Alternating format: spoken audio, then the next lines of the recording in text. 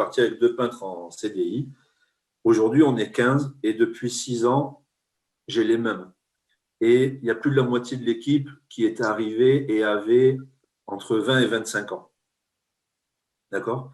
Et ils étaient en intérim et ils pouvaient absolument aller travailler où ils voulaient. Et puis, au tout début, quand j'avais fait 0 école de management, j'avais jamais fait, même le bâtiment, ça faisait 4 ans que j'étais dedans. Et j'ai lu un bouquin qui peut-être peut vous intéresser si vous ne l'avez pas déjà lu, qui s'appelle Reinventing Organization de Frédéric Laloux. Et pour moi, ça m'a ouvert à un monde que je ne soupçonnais pas sur le management. C'est même pas sur le management, c'est la manière de considérer une organisation et les hommes, quel rôle ils peuvent avoir à l'intérieur et quelles sont les limites ou les non-limites. Et je me suis rendu compte de l'importance de la profession de foi. La profession de foi, c'est-à-dire, un jour, on était sur un chantier, on mangeait notre sandwich assis par terre parce que les logements sont vides où on est, et puis je repensais à ce que j'avais lu. Et la profession de foi, je leur ai dit en dehors de la base de votre contrat de travail, c'est-à-dire que j'échange 39 heures contre de la thune à la fin du mois. Qu'est-ce qui fait que ce boulot, vous avez envie de le faire?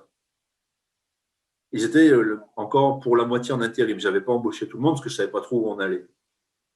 On travaille pour des bailleurs sociaux. Donc, on prend des logements dans des barres d'immeubles. Des fois, ce n'est pas super sexy à l'extérieur, tout ça.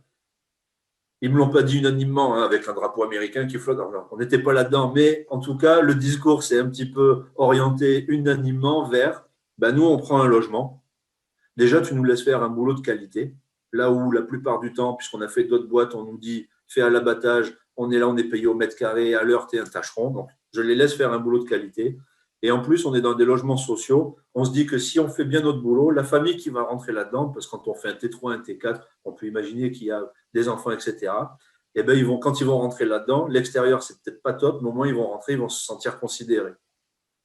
Parce qu'on aura bien fait le boulot, qu'ils vont rentrer dans un logement qui est propre, que la tapisserie, elle n'est pas posée de travers et qu'on ne s'est pas foutu de leur gueule en mettant une grenade dans un pot de peinture et qu'on s'est cassé pour gagner de la thune.